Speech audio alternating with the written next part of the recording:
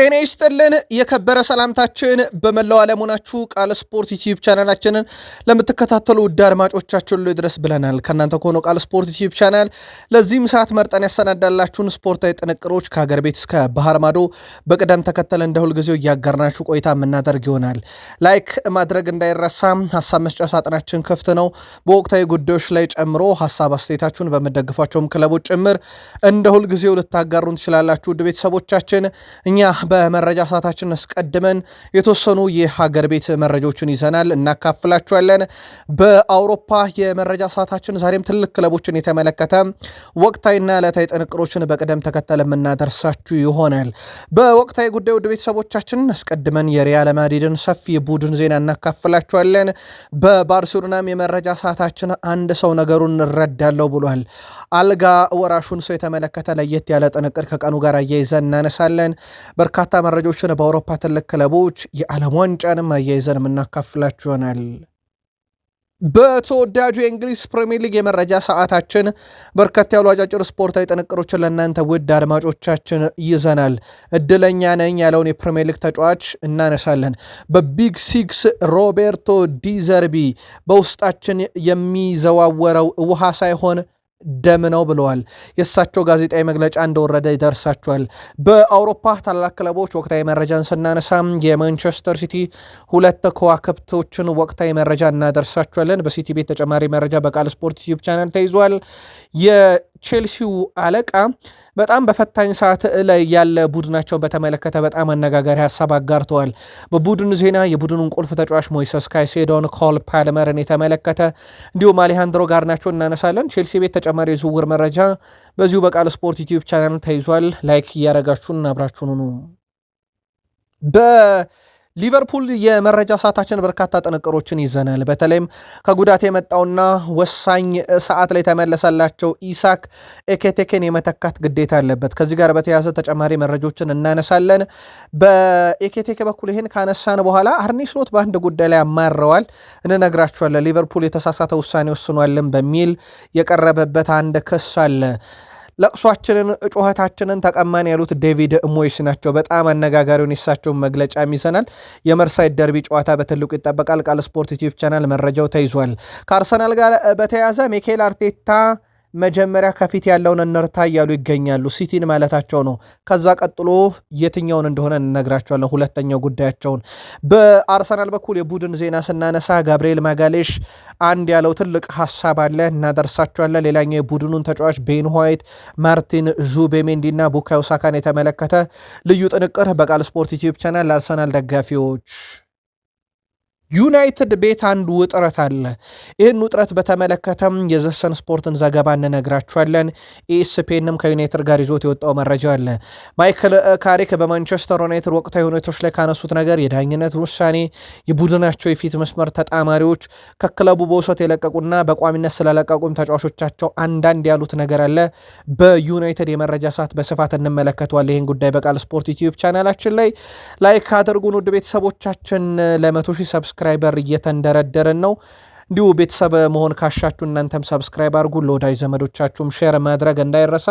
ሀሳብ አስተያየት እንቀበላለን እንደ ሁልጊዜው። ዛሬም ግን አመስግነን ነው የምንጀምረው። ለምትልኩልን ሀሳብ አስተያየት የሁላችሁንም መልእክቶች ጥንቅቅ አድርገን ነው የምንመለከታቸው። በነገራችን ላይ በዚሁ አጋጣሚ ከልብ ነው የምናመሰግነው። በቃል ስፖርት ዩቲዩብ ቻናል ስፖርታዊ ጥንቅሮችን እያጋሯችሁን የቃል ነኝ። መልካም ቆይታ በድጋሚ። በሀገር ቤት እንጀምር። መቀለ ሰባ እንደርታ ከፋሲል ከነማ ጋር ጨዋታ ነበራቸው። ፋሲል ከነማ 3-0 በሆነ ውጤት ድል አድርጎ ድፍን 3 ነጥብ ወስዷል። ቦና አሊ በ55ኛው እና 57ኛው፣ ሚሊዮን ወልዴ በ59ኛው ደቂቃ ላይ ሶስቱን የመቀለ ሰባ እንደርታ የማሸነፊያ ግቦች ከመረብ ማዋሃድ ችለዋል። በወራጅ ቀጠና የሚገኘው መቀለ ሰባ እንደርታ ሁለተኛ ተከታታይ እንግዲህ ድሉን ነው ማሳካት እየቻለው። በወራጅ ቀጠና ውስጥ የሚገኘው መቀለ ሰባ እንደርታ ድል ማድረጉን ተከትሎ 29 ነጥብ ላይ መድረስ ችሏል። ፋሲል ከነማ 42 ነጥብ ላይ ቀርቷል። ምናልባት መቀለ ይተርፋሉ በፕሪሚየር ሊጉ የሚለው ግን በቀጣይ በትልቁ ነው የሚጠበቀው። የኢትዮጵያ ፕሪሚየር ሊግ ውድ ቤተሰቦቻችን ይሄ ብቻ አይደለም መርሃ ግብር። ወልዋሎ ዓዲግራት ዩኒቨርሲቲ ከኢትዮጵያ ንግድ ባንክም ጨዋታ እያደረጉ ነበር። ይህን መረጃ ስናደርሳችሁ በቀጣይ የመረጃ ሰዓታችን ላይ ተጨማሪ ጥንቅሮችን በዚህ ጨዋታም ዙሪያ ይዘን የምንመጣ ይሆናል። ኢትዮጵያ ለአንድ ትልቅ ውድድር እንግዲህ ፍቃድ ተሰጥቷታል እንድታዘጋጅ። ኢትዮጵያ ትልቁን ውድድር ልታዘጋጅ መሆኑን በዛሬው ዕለት ይፋ ተደርጓል። ይሄ ልብ የሚያሞቅና በጣም አስደሳች የሚባል መረጃ ነው። እንንገራችሁ ውድ ቤተሰቦቻችን፣ ቃል ስፖርት ላይ ናችሁ። የኢትዮጵያ አትሌቲክስ የነሐስ ደረጃ የሚሰጠው የአትሌቲክስ ውድድር ዋን ዴይ ሚቲንግ ኮንቲኔንታል ቱርን በሀገራችን ለኢትዮጵያ እንደተካሄደ ይታወቃል። በዛሬው ዕለት በሚቀጥለው ዓመት ታዲያ በ2027 ኢትዮጵያ የወርቅ ደረጃ የሚሰጠውን ዓለም አቀፍ የአትሌቲክስ ውድድር እንደምታዘጋጅ ይፋ ሆኗል። ሀገራችን ኢትዮጵያ ውድድሩን ለመጀመሪያ ጊዜ በታሪኳም የምታስተናግድ ይሆናል ማለት ነው።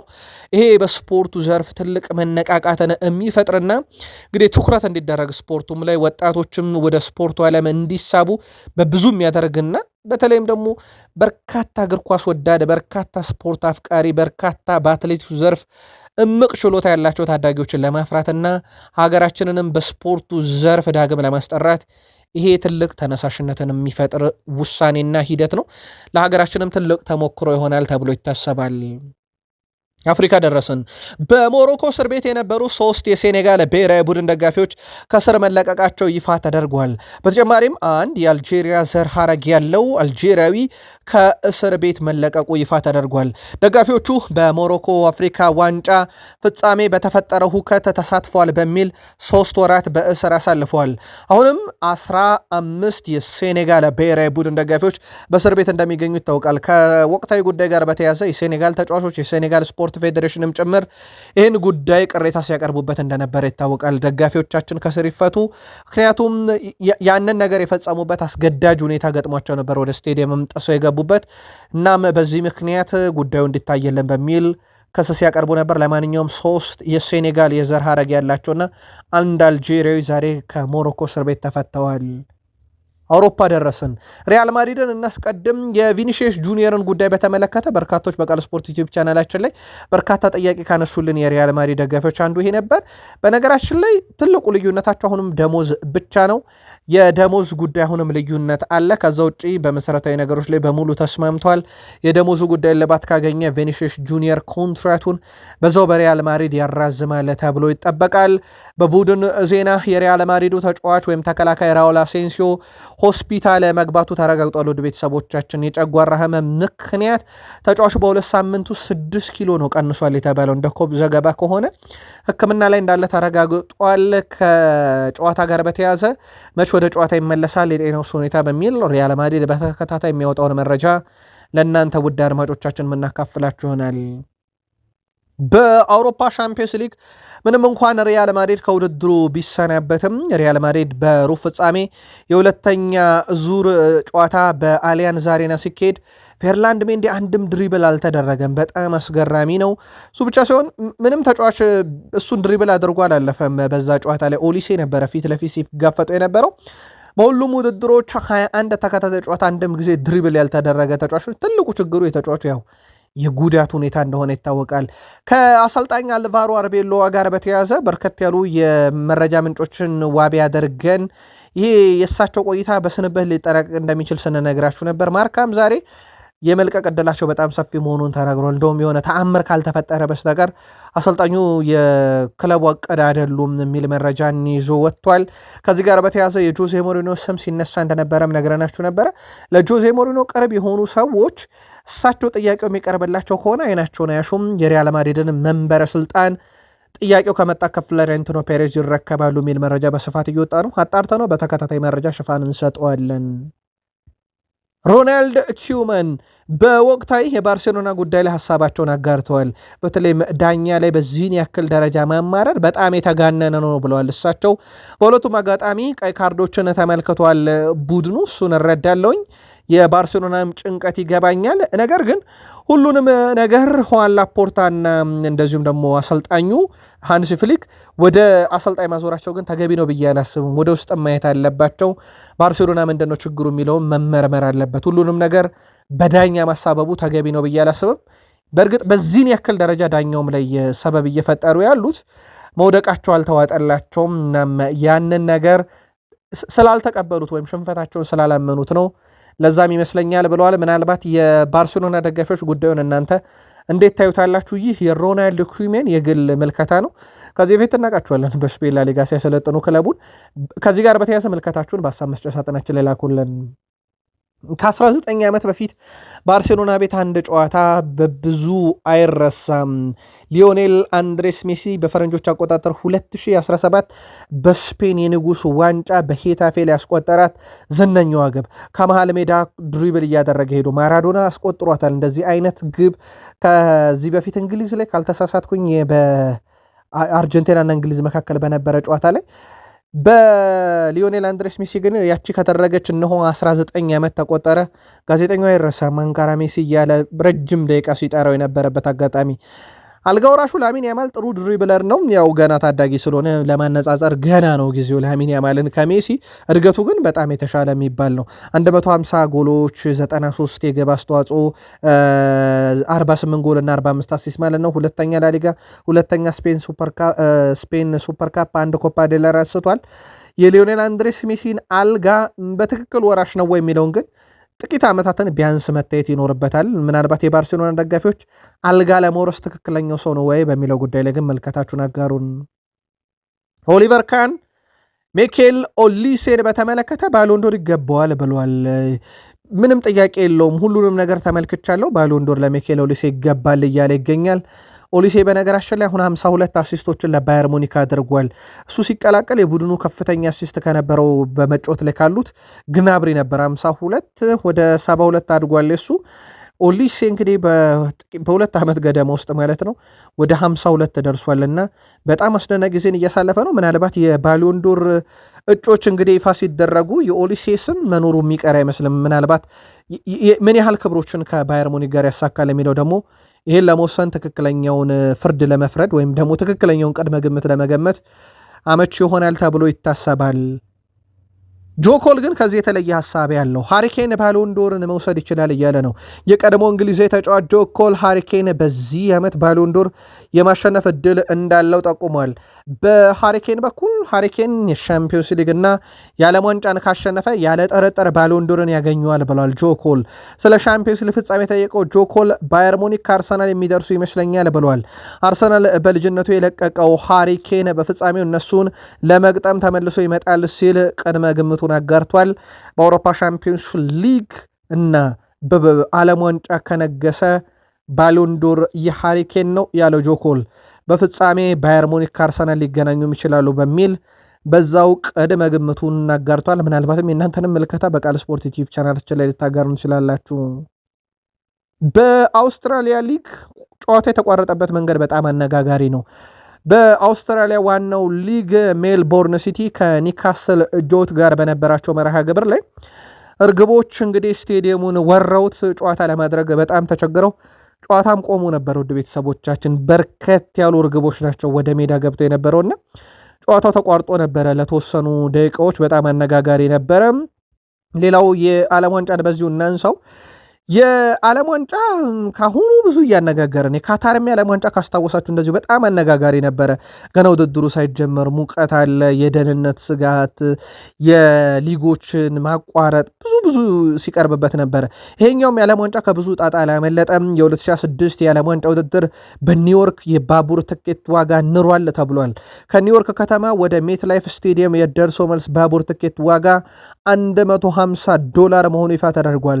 መደበኛ ጊዜ $12.9 ያውም $13 አይሞላም የነበረው የባቡር ትኬት ነው $150 የተተኮሰው። በዓለም ዋንጫው ወቅት በ12 እጥፍ ጨምሯል ማለት ነው።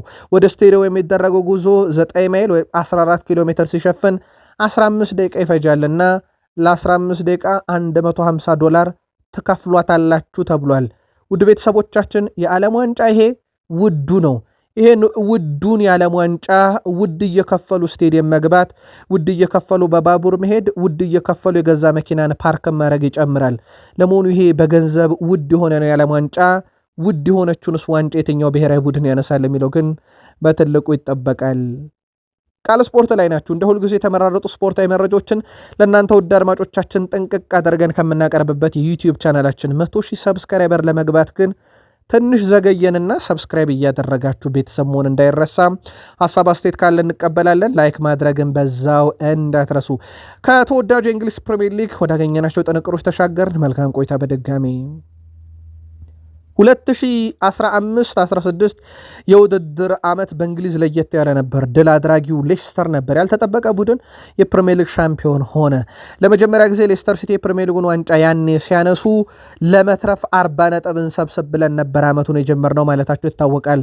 ያኔ በፕሪሚየር ሊጉ ለመትረፍ የጀመሩት ዓመት ሻምፒዮን አድርጓቸው ተጠናቋል። አሁን ሌላ የመትረፍ አደጋ ውስጥ ገብተዋል። ውድ ቤተሰቦቻችን ይሄ በሻምፒዮንሺፑ ዛሬ ከፖርትስማውዝ ጋር ጨዋታ አድርገው 1-0 ተሸንፈው 23ኛ ደረጃ ተገኝተዋል። በ43 ጨዋታ 41 ነጥቦችን ይዘው ቀጣይ ሌስተር ሲቲ 3 ጨዋታ ይቀሩታል ከሃል ሲቲ ከሚልዋል እና ከብላክበርን ሮቨርስ። ሃል ሲቲ ቀጣይ በሻምፒዮንሺፕ ለመትረፍ ተአምር ያስፈልገዋል። ያ የፕሪሚየር ሊግ ሻምፒዮን በ10 ዓመት ውስጥ ከፕሪሚየር ሊግም ከሻምፒዮንሺፕም ሊሰናበት በሩ ላይ 11ኛው ሰዓት ላይ ደርሷል። በተወዳጁ የእንግሊዝ ፕሪሚየር ሊግ 32ኛ ሳምንት መርሃ ግብር ጌት ኮሚኒቲ ስቴዲየም ብሬንትፎርድ ከፉልሃም ያደረጉት ጨዋታ 0-0 በሆናቸው ውጤት ተጠናቋል። ግብ አልተመለከትንበትም፣ ግን በርካታ ግብ ሊሆኑ የሚችሉ ቅጽበቶች ነበሩ በጨዋታው አጋጣሚ ላይ። በነገራችን ላይ ወደ ቤተሰቦቻችን የጨዋታቻ መጠናቀቁን ተከትሎ ብሬንትፎርድ 5ኛ ተከታታይ አቻ ነው። ለማመን ይቸግራል። 5 ተከታታይ አቻ፣ 3ቱ 0-0 ነው የተጠናቀቁት። 2 ጨዋታ 2-2 ከበርንማውዝ ጋር 0-0፣ ከሊድስ ጋር 0-0፣ ዛሬ ከፉላም ጋር 0-0 የተለያየው ብሬንትፎርድ ከወልቭስ እና ከኤቨርተን ጋር 2 አቻ ተለያይቷል። ኢገር ቲያጎ ግብ ማስቆጠር ሳይችል ቀርቷል። ከሃላንድ ጋር የፕሪሚየር ሊግ ዋንጫ የወርቅ ጫማ ፉክክር ላይ እንዳለ ይታወቃል።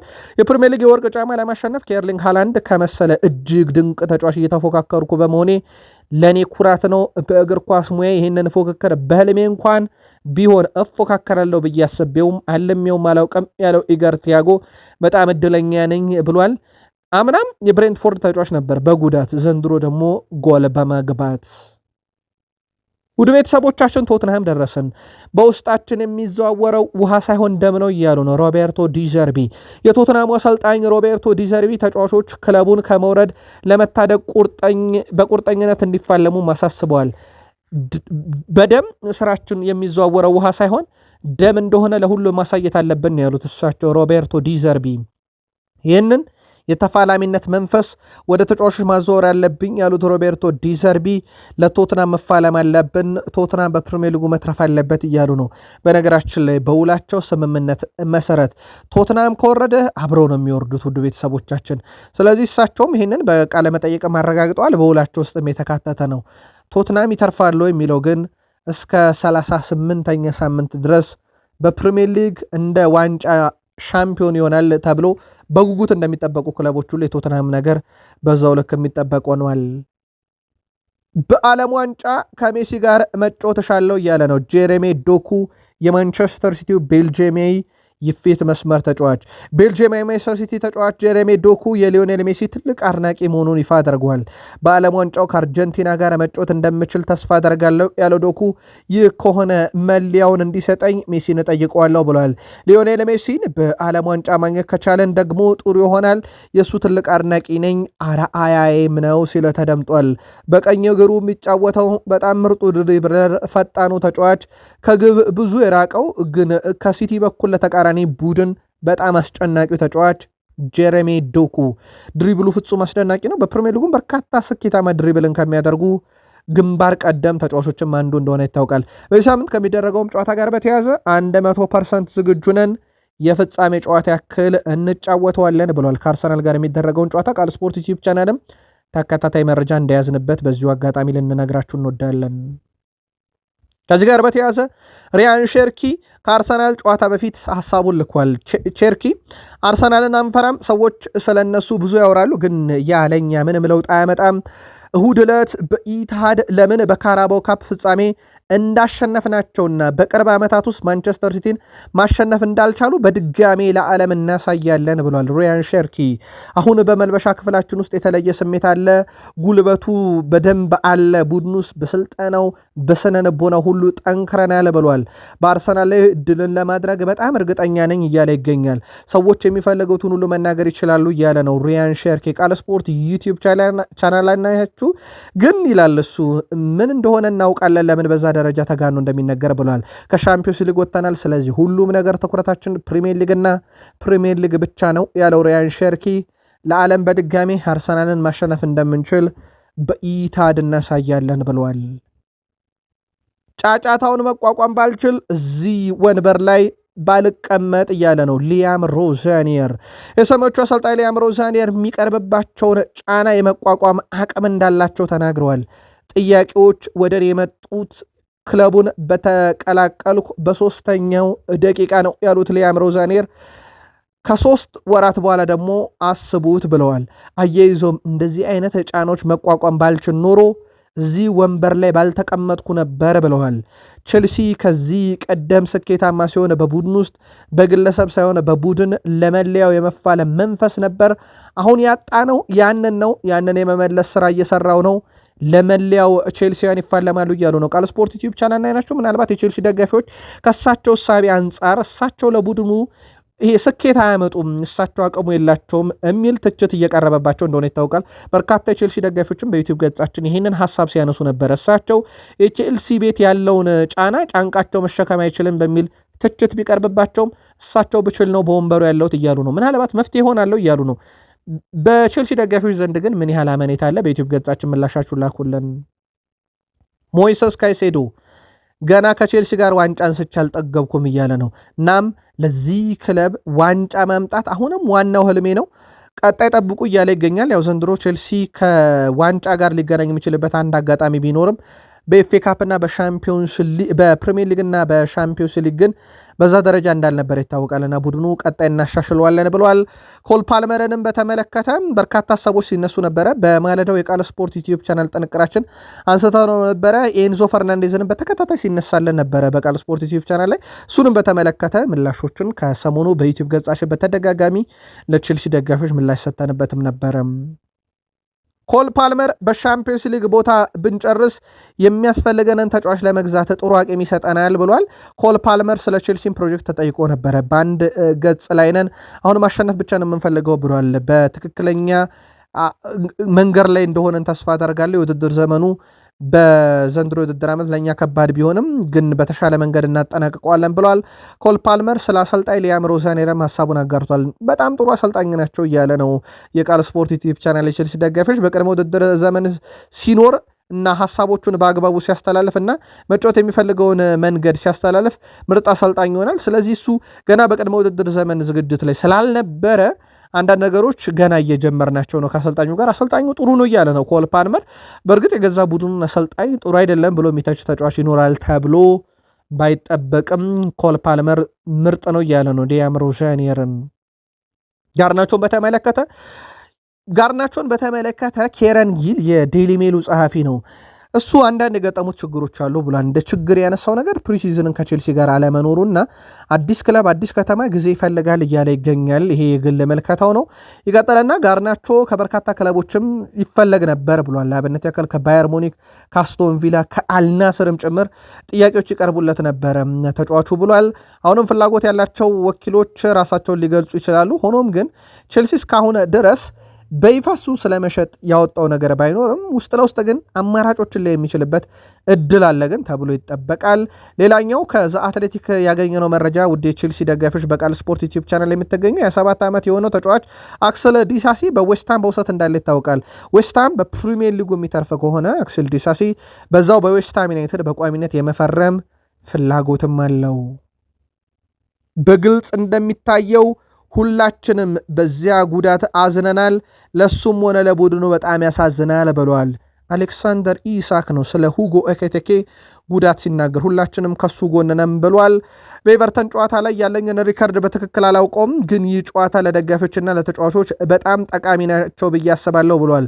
እነዚህ ጊዜያት መጫወት የምንፈልጋቸው ጨዋታዎች ናቸው ብሏል። የመርሲሳይድ ደርቢን ማለቱ ነው። በቃል ስፖርት ዩቲዩብ ቻናላችን ላይ ነው የምትገኙት እና ጥሩ ቀን እንደሚሆን ተስፋ አደርጋለሁ ብሏል። ለሊቨርፑል ደጋፊዎች ጥሩ ፐርፎርም ማድረግ እፈልጋለሁ፣ ጠንክረንም ሰርተናል፣ በልምምር ላይም ራሳችንን በደንብ አዘጋጅተናል ብሏል። ለመርሲሳይዱ ደርቢ ጨዋታ በግልጽ ለማየት እንደሚቻለው ለረጅም ጊዜ ከሜዳ ውጭ ነበርኩና ለመመለስ ጠንክሬ እየሰራው ነበረ። ወደዚህ በመመለሴም በጣም ደስተኛ ነኝ ብሏል። ለረጅም ጊዜ ከሜዳ ውጭ መሆን ቀላል አይደለም እያለ ይገኛል። የቃል ስፖርት ዩቲዩብ ቻናል የሊቨርፑል ደጋፊዎች ግን ኢሳክ አሁን ቡድኑን የሚያድንበት በሁጎ ኤኬቴኬ ቦታ ሆኖ ምላሽ መስጠት የሚችልበት ፊትነስ ላይ ይገኛል ብላችሁ ታስባላችሁ? በዚህ ጨዋታ ላይ መፍትሄስ መሆን የሚችልበት ሰዓት ነው ወይ?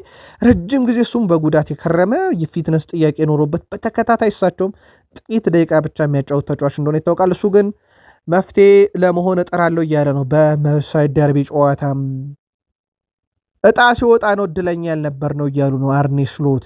የሊቨርፑል አሰልጣኝ አርኔ ስሎት ክለቡ ከአውሮፓ ሻምፒዮንስ ሊግ እና ኤፍኤ ካፕ የተሰናበተው እድለኛ ባለመሆኑን ተናግረዋል።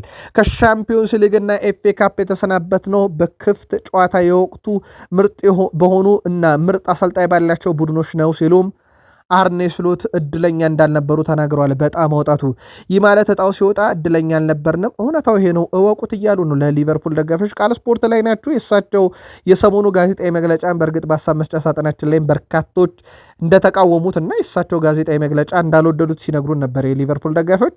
እሳቸው እድለኛ ስላልሆነ ነው ብለዋል። ደግሞ አሁን ለሊቨርፑል ደጋፊዎች አሰልጣኙ ግን አያይዘው በዚህ ዓመት ዋናው ቡድኑ ችግር ተደጋጋሚ ጉዳት ነው፣ ባለቀ ሰዓት ጎል ማስተናገድ እና ጥሩ ያልሆነ እድልም ጭምር ጨምረውበታልና ምናልባት የሊቨርፑል ደጋፊዎች እናንተ መልከት አጋሩን። በሊቨርፑል ቤት በአንድ ወቅት አጥቂ ነበሩ። በነገራችን ላይ ዊል ሳዊው ዲን ሳውንድረስ ከሊቨርፑል ወቅታዊ የግራ መስመር ተመላላሽ ጋር በተያዘ በዓለማችን ላይ ካሉ የግራ መስመር ተመላላሽ ተጫዋች መካከል ጥሩ ብባል አንደኛ መጠረው ሮበርሰንን ነው ብለዋል። ሮበርሰን ከኬርኪዝም የተሻለ ነው። ናም 32 ተሙቱ እንጂ 35 አይደለም። ደግሞ በእግሮቹ ላይ አሁንም የመጫወት ክህሎትን አላጣም። የቦታ አጠቃቀም ወደፊት ሲያጠቃ የሚፈጥራቸው የጨዋታ እድሎች አሲስት የሚያደርግበት መንገድ ካየን ከኬርኪዝ በጣም የተሻለው ሮበርሰን ነው ለሊቨርፑል እያሉ ይገኛሉ። ኬርኪዝ ደግሞ ወደዛ ደረጃ ላይ መድረስ የሚጥር እንጂ እዛ ደረጃ ላይ ደረስ አይደለም። አንዲ ሮበርሰንን ሊቨርፑል በዚህ ሰዓት ማሰናበቱ በፍጹም ተገቢነት የሌለውና እኔ የማልቀበለው ጉዳይ እያሉት ነው ዌልሳዊ የቀድሞ የሊቨርፑል አጥቂ ዲን ሳውንደርስ። ምናልባት የሊቨርፑል በቃል ስፖርት ዩቲዩብ ቻናል የምትገኙ ውድ ቤተሰቦቻችን ሮበርሰን በዓመቱ መጨረሻ እንደሚለቅ ከሰሞኑ መረጃውን አድርሰናችሁ ነበር። ከሳላ ቀጥሎ ሌላኛው ተሰናባች ነው።